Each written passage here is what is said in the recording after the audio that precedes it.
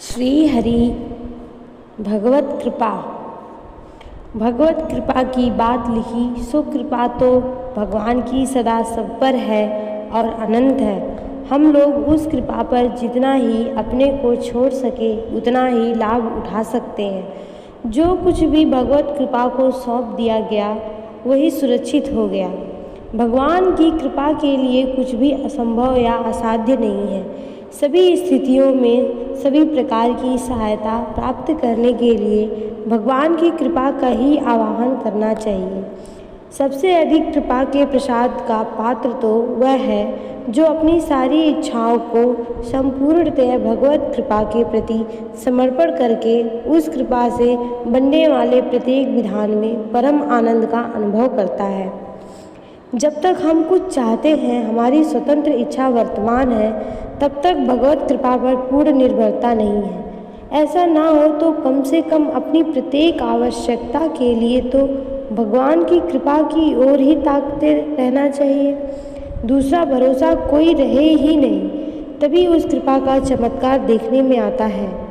तभी मनुष्य को यह अनुभव होता है कि वह जिसे असंभव मानता था वही भगवत कृपा से अनायास ही संभव हो गया और इस भगवत कृपा द्वारा सबके लिए खुला है। जो भी चाहे इसे पा सकता है, क्योंकि भगवान सबके जीव मात्र के सुहृद है। कृपा में ही नहीं मित्र है। कृपा तो पर होती है, प्रेम में तो और भी निकटता संबंध है। बस यही करने का प्रयत्न कीजिए। भगवत कृपा पर विश्वास करो। तुम पर भगवान की बड़ी कृपा है, तभी तो तुम्हें मनुष्य का देह मिला है। यह और भी विशेष कृपा समझो जो तुम्हें भजन करने का बुद्धि प्राप्त हुई और भजन के लिए सुअवसर मिला। इस सुअवसर को हाथ से मत जाने दो, नहीं तो पछताओगे।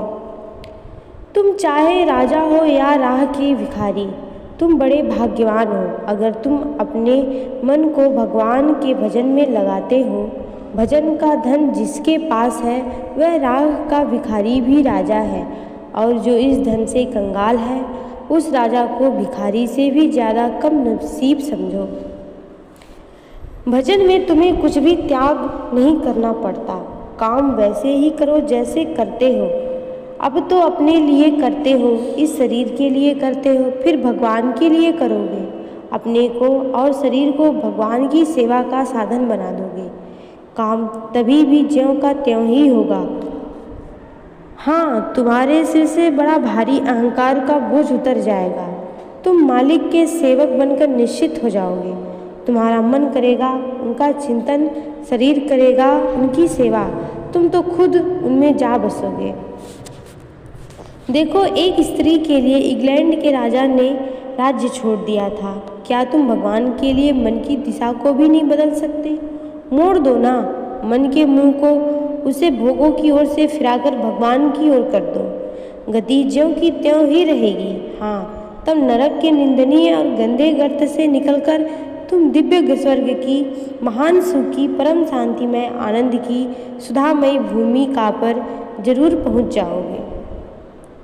भगवान की कृपा पर विश्वास करने से यह सब कुछ आप ही हो जाएगा। विश्वास करो, अपने को उसके द्वारा सुरक्षित समझो, उसकी पग पग पर झांकी करो। देखो, भगवत कृपा बरस रही है सदा, सब समय, सब ओर से अनंत धाराओं से अविराम बरस रही है। उसमें नहाकर कृतकृत्य हो जाना तुम्हारे ही हाथ है। जगत के लोगों के परिचय में ना आओ, ना उनके परिचय प्राप्त करो। ऐसी चेष्टा करो जिससे वे तुम्हें भूल जाएं और तुम उनको भूल जाओ। फिर केवल प्रभु का ही तुम्हारा दो का ही परस्पर परिचय रहे। चुपचाप तुम प्रभु की सेवा करो और प्रभु से स्वीकार करे। जो दूसरों को दिखाने के लिए सेवा करता है उसकी सेवा भगवान स्वीकार नहीं करते। जगत को सुधारने की ठेकेदारी छोड़ दो, इसे प्रभु आप ही सुधारेंगे। तुम तो प्रभु के चरणों पर न्यौछावर हो जाओ।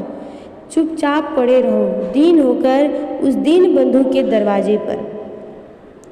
जो मनुष्य जगत के लोगों में बहुत परिचय होना तथा उनके साथ रहना चाहता है, याद रखो वह प्रभु के परिचय से अपने को दूर करना चाहता है और प्रभु के संग को भी छोड़ना चाहता है। जितना ही जगत में अधिक परिचय प्राप्त करोगे, उतना ही प्रभु के परिचय से हटोगे। जो मनुष्य भोगों के त्याग और भगवत प्रेम का बाना पहनकर भी लोगों का अपने साधन का परिचय देना चाहता है, वह तो उस उल्टा स्त्री के समान है जो किसी सुयोग पति की धर्मपत्नी होकर भी दूसरे लोगों को रिझाने के लिए अपना रूप और श्रृंगार दिखाती फिरती है। एक क्षण भी भगवत कृपा से वंचित नहीं। याद रखो, तुम पर भगवान की कृपा नित्य निरंतर बरस रही है। वह सदा सब ओर से तुम्हें नहला रही है। ऐसा कोई क्षण नहीं जाता जिस समय तुम भगवान की कृपा से वंचित रहो। वंचित रहते भी कैसे? तुम उनकी अपनी प्यारी से प्यारी रचना जो ठहरे, तुम पर वे कृपा करते, उनके हृदय में तो पल पल में स्नेह उमड़ा आता है। सचमुच विश्वास करो, जब से तुम हुए न मालूम किस अज्ञात काल से, तभी से उन्होंने तुम्हें अपनी गोद में ले रखा है। एक क्षण के लिए भी कभी उन्होंने तुमसे को दूर नहीं किया।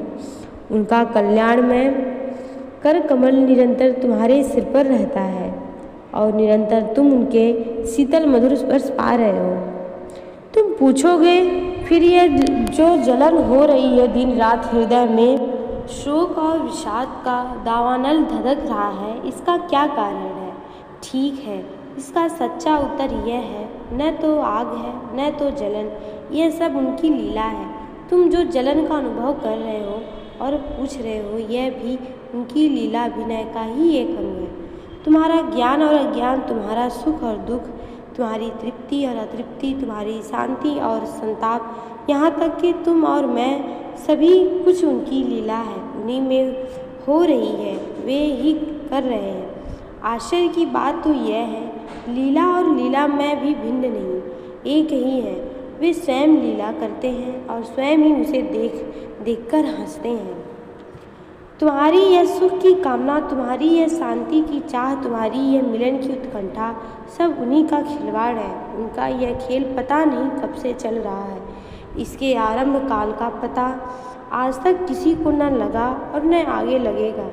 यह चलता ही रहता है। जिन्होंने देखा, इसे चलते ही देखा। खेल का रूप जरूर बदलता रहता है, सदा उसका एक सा रूप नहीं रह सकता, परंतु खेल कभी खत्म नहीं होता। जब खिलाड़ी नित्य है तो खेल अनित्य कैसे हो? इसी से जानने वाले संत लोग भगवान की लीला को अनादि और अनंत कहते हैं। यह जो सृष्टि दिख रही है, इसमें जो प्रतिपल सृजन और संसार का चक्र चल रहा है, इसमें जो शांति अशांति की लहरें लहरा रही हैं, यह सब भी उन्हीं का रूप है। कभी भयानक और कभी सौम्य, रात और दिन की भांति, दोनों एक ही लीला की दो दिशाएं हैं। यहाँ कुछ भी विपरीत नहीं होता। सभी अनुकूल, सभी यथार्थ, सभी कल्याणमय और सभी ठीक हो रहा है। जो होना चाहिए, जैसा होना चाहिए, वह वैसे ही हो रहा है। यह सारी सृष्टि और उसकी क्रिया उनकी आनंदमयी चिन्मयी लीला है, उनका स्वरूप है। जो होता है होने दो, किसी के रोकने से रुकेगा भी नहीं। तुम तो बस अपने को उनकी मंगलमय इच्छा के प्रवाह में डाल दो। किसी खास स्थिति की कल्पना छोड़कर निश्चित हो जाओ, अब भी उसी प्रभाव में ही पड़े हो, परंतु तुम्हें पता नहीं है, इसी से भयानक और सुंदर का भेद दिखता है। लीलामय से प्रार्थना करो, जिससे वे तुम्हें जगा दे, तुम्हारी असली आंखें खोल दे। फिर तुम प्रत्यक्ष देख सकोगे कि तुम न कभी उनसे अलग थे, न अब अलग हो, न आगे ही अलग हो सकते हो। तुम तो उनकी अपनी ही रचना हो, उन्हीं की स्वांग हो, उन्हीं के स्वरूप हो और उन्हीं की इच्छा से, उन्हीं की प्रेरणा से, उन्हीं के खेलने से, उन्हीं में खेल रहे हो। आनंद आनंद है। भक्त के सच्चे हृदय की पुकार भगवान अवश्य सुनते हैं। आपने एक पत्र में लिखा था कि अच्छी स्थिति भी भगवान पर भरोसा नहीं होता, तब साधन की शिथिलता में तो हो ही कहाँ से, परंतु अब ज़्यादा निराश नहीं होती। सो भगवान पर भरोसा तो अच्छी बुरी सभी स्थितियों में रखना चाहिए। इसके सिवा और सहारा ही क्या है। बलवान और निर्बल सभी के बल एक भगवान ही है, परंतु अपने को वास्तव में निर्मल मानकर भगवान के बल पर भरोसा रखने वाले का बल तो भगवान ही है। इस भगवान के बल को पाकर वह अति निर्बल भी महान बलवान हो सकता है। मूकम करोति वाचालम पडगु लंघयते गिरिम प्रसिद्ध है। भगवान को पुकारने भर की देर है। बीमार बच्चा बाहर बैठी हुई माँ को पुकारे तो क्या माँ उसकी पुकार नहीं सुनती, या कातर पुकार सुनकर भी आनंद में कभी देर करती है। भगवान परम सुहृद हैं। विश्वास करो, भगवान सत्य हैं, नित्य हैं और सर्वत्र हैं। ऐसा कोई क्षण और स्थल नहीं जब जहाँ वे तुम्हारे साथ ना हो।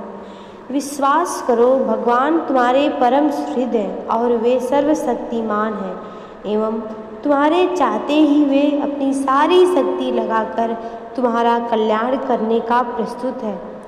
विश्वास करो, भगवान सत्यं संकल्प हैं। वे जब तुमसे मिलने का संकल्प करेंगे तब उसी क्षण तुमसे मिलकर तुम्हें कृतार्थ कर देंगे।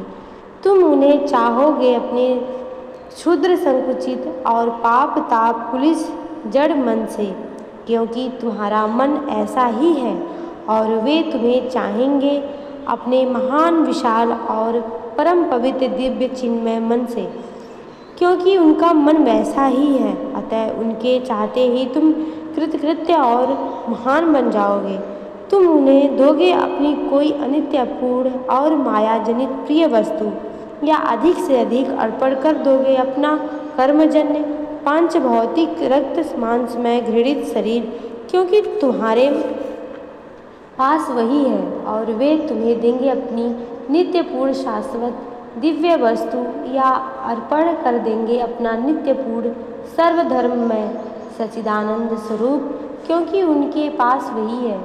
सोचो कितना लोभ है उनसे मिलने की चाह में, उन्हें चाहने में और उन्हें कोई वस्तु समर्पण करने में।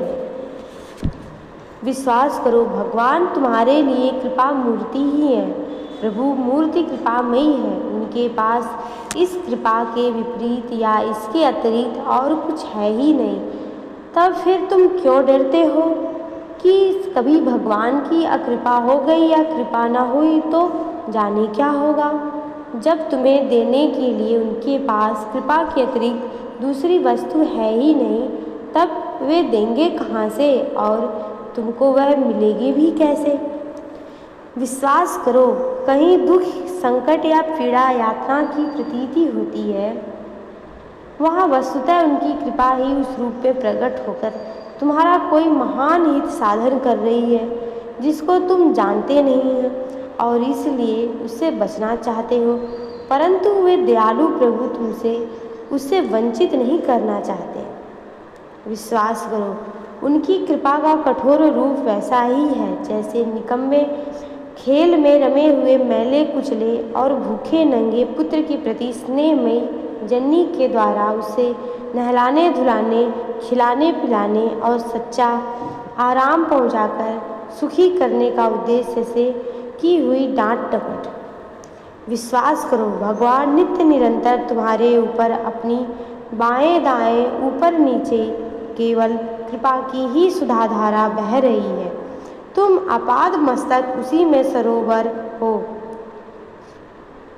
तुम्हारी शक्ति ही नहीं जो उसके किसी ओर से भी हटा सको। जय जय श्री राधे।